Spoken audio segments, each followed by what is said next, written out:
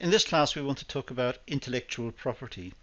We want to look at why it's important, what it is, and what are its origins. So it's general talk about the nature of intellectual property. Intellectual property, IP, this is composed of two terms. Quite clearly it's composed of the term intellect and the second one, property. No surprises there. And these two terms, in the context of these two terms, intellect in this context means the product of the mind, the product of intellectual effort. So in this case, intellect means anything to do with the mind that produces a piece of work. So ultimately it's to do with having an insight into something, having a particular perspective and communicating that perspective. So it really is something to do with the mind. Intellectual property, as the term suggests, is to do with the mind. So it's the production of something directly from our heads. It could be a piece of music or a piece of writing, it could be a painting, it could manifest itself in many different forms. If the outcome of this intellectual effort is original and unique, it is a monopoly situation. It may be assigned to its originator and that person's property. So it's as if our minds can work. We normally think of our hands doing all the work, or our minds are working in the office, and we're working on a task which is very straightforward. But if we produce an original piece of work, if we have a really good idea and we write it down, then it overlaps with entrepreneurship because we have a really good idea which may be marketable, but it's a monopoly situation because we're the ones who came up with it. It belongs to somebody who originated the idea. That idea belongs to that person. And it's the same thing as owning a piece of property, owning a computer. That person owns the computer, has a property right over the computer. If someone steals the computer, he or she may report it to the police and have it returned, hopefully. It's the same with intellectual effort. It belongs to the person who originated the idea. This gives us the concept of intellectual property. And like tangible property, its possession and ownership may be protected by the law. So we think of property in physical terms, tactile terms. We can touch it. We can see it. We can perceive it. Intellectual property seems to be vague by contrast, but yet it can be owned by someone. The person who originally did it. If it's a piece of music, the person who composed it owns it. And that person may sell the ownership of that piece of music. The same as people who with good ideas could sell the good idea to someone else. Now, the background to intellectual property. Well, laws relating to intellectual property date back through history. In Venice, in 1474, they granted a monopoly for 10 years to the originator of a commercial idea. So it goes right back in 1474.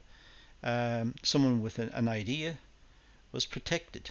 And the idea of giving them protection was that they could then gain from their good idea. They would have protection. They would own that idea. They may own it for a number of years, for 20 years.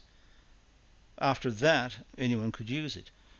But for a number of years, at least, they could exploit the idea and anyone who used the idea should really pay them because it's their idea. In the UK, the Statute of Monopolies in 1624, again going back a long time, and also the Statute of Anne in 1710 are two famous examples of early intellectual property law. So the idea of intellectual property is not new. It's not a 20th century phenomenon. The idea of intellectual property goes back into history. Now the types of intellectual property. Well, intellectual property rights apply to various types of intellectual property. For example, copyright. This is the protection for the form in which intellectual property is presented. Copyright does not cover ideas or information, but it protects their presentation style. So,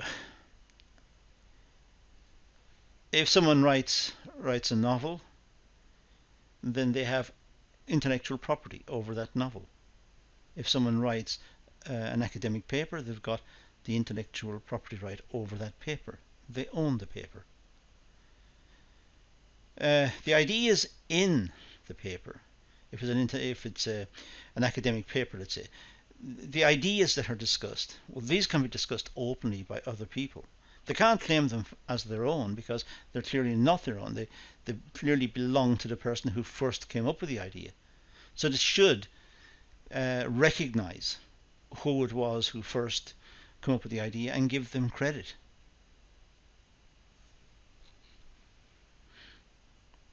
We also have patents or patents. It depends on how you pronounce it.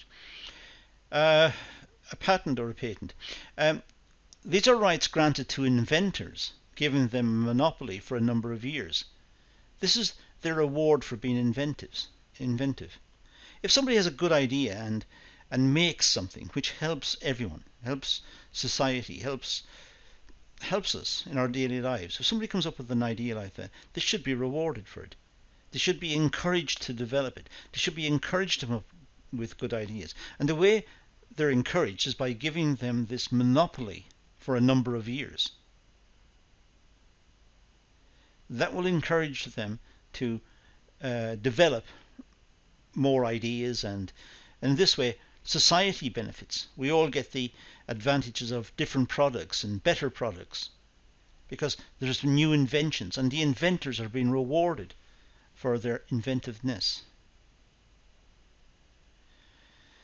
And we also have trademarks and design rights, and these are quite straightforward, so just look them over on the internet.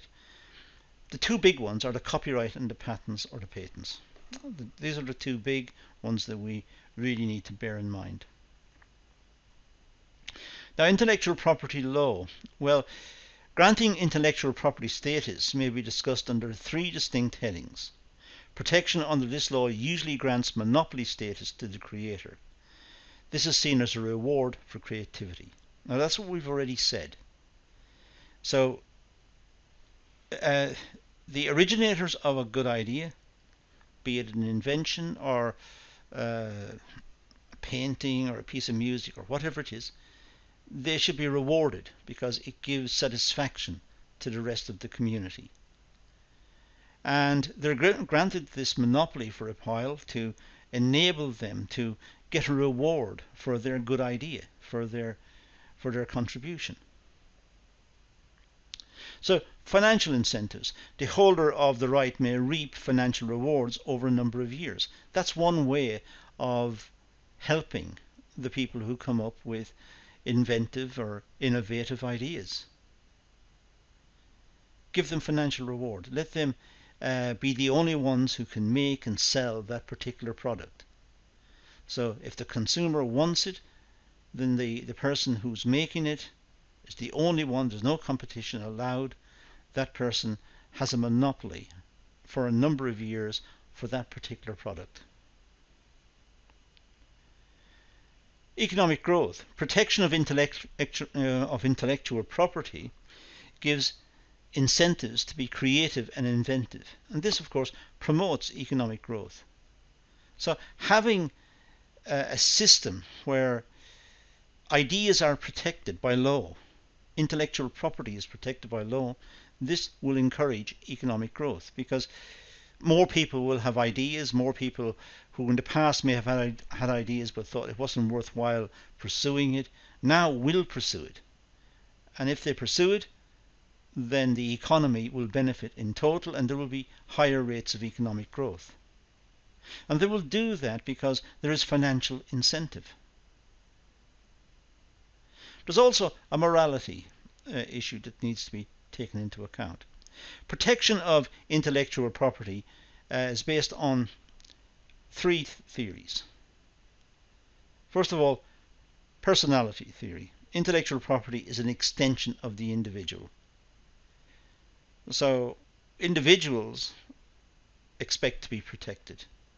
We expect to be protected in our daily lives, not to be randomly attacked, or not for someone to steal from us. So if someone has a good idea, why should other people steal it? So that's the first one. The second one is utilitarian theory. Now, utilitarian theory was popular in England in around the 1870s, thereabouts. And it was the idea that any change in society should benefit the biggest group. Intellectual property pushes society towards further innovation and advancement. So therefore, more people will benefit if we have intellectual property.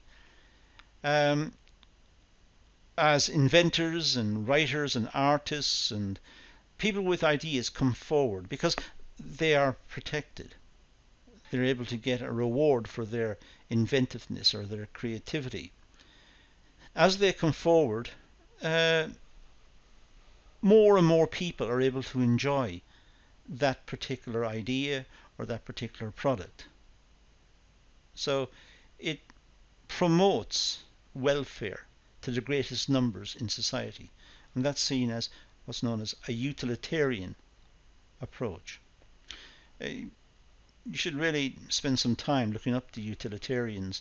There's plenty of notes online about them, in Wikipedia and in many different sites. So try to read up on what utilitarianism is about. But essentially it comes down to the greatest good for the greatest number. So we should judge policy changes, according to this view, on who benefits and who loses. And the greater the number that benefit, then that's the number, that's the segment of the population that should be targeted. But here, in our case, simply protecting intellectual property means more intellectual property will be created, more inventors and writers and so on will come forward.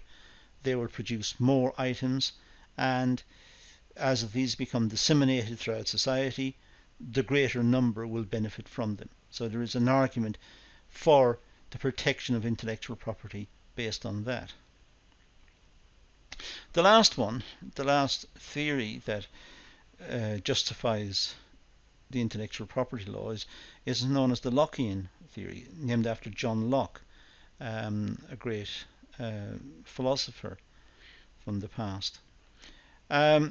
Intellectual property is justified based on deservedness and hard work, simply because the people who have a good idea have worked hard, have developed the idea, have thought about it, have ironed out all the problems, and have brought it to the market. Therefore, their idea should be protected. They should have a period in which to enjoy the fruits of that hard work. And that's essentially the Lockean theory. John Locke proposed that the people should be rewarded for a length of time, some specified length of time, specified in law. They should benefit from their hard work. So in this quite short class, just 22, 23 slides, in this short class we've looked at various aspects of intellectual property and why intellectual property is protected, what it is, and even looking back to its earliest roots. But that's all we're going to deal with in this session, so let's leave it at that and say thank you for watching.